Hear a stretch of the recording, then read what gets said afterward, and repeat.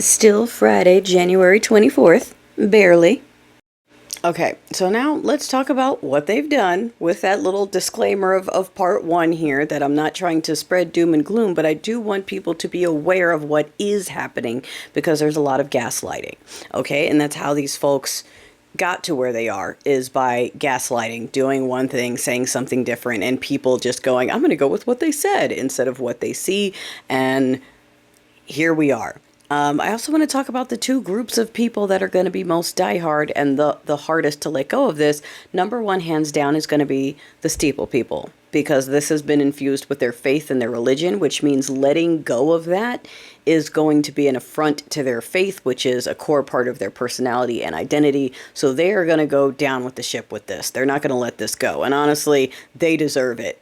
The other ones are the ones that are the wild cards. Those are the ones who supported this regime because they have anger issues. These are the people who are addicted to anger. My friend would be one of them. This is different reasons, right? My friend is one that I feel like has valid reason because I actually came from nothing. But for a lot of these folks, it's just angry white guy syndrome. They're just angry for no reason. They hate the world because they're not automatically rich, or because they couldn't get the woman they wanted, or maybe they don't really like women, but like, they have to pretend, whatever it is.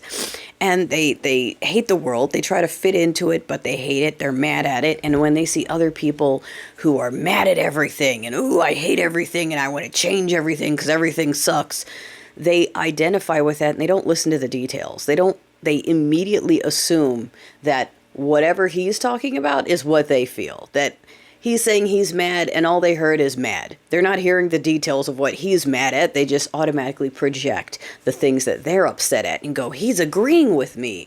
He's also upset at the very same things as me. They're not even fucking listening. So now they're finding out the hard way that dude doesn't give a fuck about any of the things that they thought he did. And now they have to make peace with that. Some of them will be able to make peace with that and realize, oh shit, I got. And some of them are just going to look for someone else to blame, because they will not be able to take accountability for the fact that they just followed anger off the cliff, and they alone are responsible for what is happening to them. They picked it, and they picked it with attitude and rubbed it in our faces and told us we didn't know. Okay, so anyway, and apologies if I've mentioned these things before. It's getting all over the place with all the content in the different channels. Let's see, we talked about the legislation that was proposed for a third term. What I forgot to put in there, at least on here, I think, is that the legislation specifically allows a third term for him and him only. Okay, so other living former presidents would be excluded from this ability to run for a third term. It is specifically for their God King, okay? And for the folks who are like, the checks and balances are going to save us. Yes, they confirmed a dude who didn't even show up to the interview sober to run the Department of Defense. So they're almost trolling their own followers and supporters at this point by going, watch us piss on this thing. Watch us, we don't give a fuck. And you're going to watch because this is what you wanted. You should have listened to them. They told you what we were going to do, and we just sat here. We lied with a smile just to see if you would figure it out. You gave us the keys. We're going to do what we want. And yeah, we got to sit in the ride with them. So anyway, I thought that was interesting. He gave a little hint of a threat towards Bank of America and Chase about how they're not conservative enough, which is a hint that they need to start being more discriminatory. So women, minority businesses, persons of color, that sort of thing, all of their targeted groups need to be watching out. Paperwork that has non-binary markers on it. So specifically more liberal states where maybe you were allowed to change your birth certificate or change your ID to have X or what have you. That sort of thing could be held up now. Like if you were applying for a passport and you sent off for that, your shit might be on hold. You might want to go check that. I'm also hearing about some folks who have maybe they're asylum seekers or they're naturalized citizens. Certain financial institutions are suddenly asking for like verification documents randomly and have frozen their assets. These are, I've heard it with like Venmo, PayPal. So, which we know who's connected to those. again, that one's not an official thing. That's just, like a rumor. Well, not a rumor, because I know some friends that it happened to, but a rumor in terms of, I don't know if it's like an official thing or just them doing what they want, kind of like the Border Patrol folks. The Border Patrol folks are heading into sanctuary cities, sanctuary states. They're going into churches, hospitals, schools. Out here in San Diego, they went into the Rades Children's Hospital. Okay, to go find undocumented persons who are sick with cancer, to go take them from their families and put them in a van and take them to a center.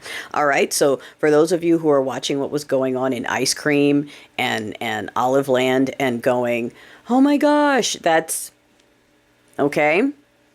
What else do you call taking a sick child out of the hospital so they can be detained, separated from their family?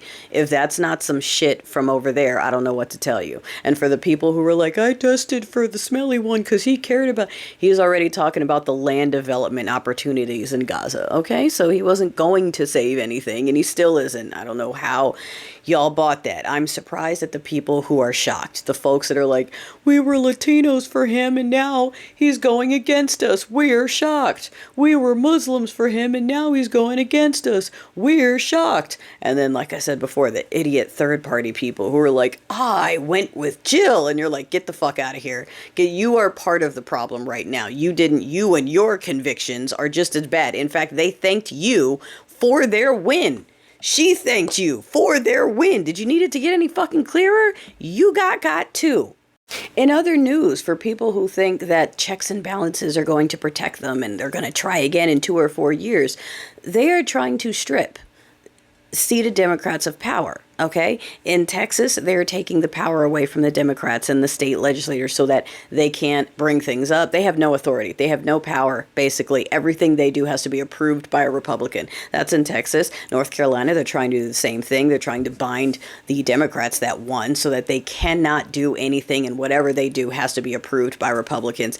In Florida, DeSantis, before the test, was talking about finding a way to dissolve the Democratic Party in that state. That's old news. Someone came in my comments and was like, can you give me the story on that? That one's old, baby. That one's old. He was saying that before the campaign. Okay. So this is not like a random thing. They are trying to take over, and that is it.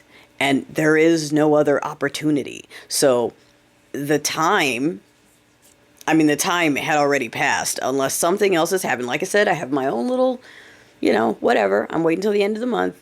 The only thing that makes sense for the blue team laying down like that is if something else is going to pop off. And if it turns out that we have to do this ourselves, darling, like I said, I will be the first one to rip them to shreds, because if they did this, talking about decorum, and handed the keys to a mustache regime because that was their constitutional duty to basically dissolve the Constitution, none of them are getting anything from us. The only people getting something from us are the ones who spoke up unashamedly. The AOCs and the Jasmine Crockett's and the young blood who stepped up and said, we don't care if it's right or if it's decorum. We see a problem and we're calling it out. Instead of all these white folks smiling at us going, okay, guys, peaceful transfer of power into a schmozzy regime, okay? Yeah.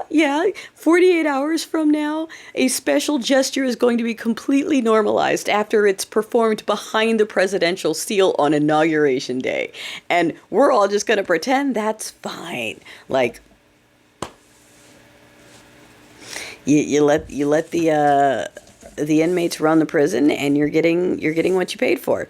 I think I already mentioned that they detained American citizens, a military veteran. They tried going into a school, I forgot what state, where the teachers actually did not let the agents in. And so since that was a failed raid, they're now trying to backtrack and lie and say that didn't happen. They didn't actually try to go in. So it was encouraging to hear that there are some people that are standing up. And when they stand up en masse like that, it works.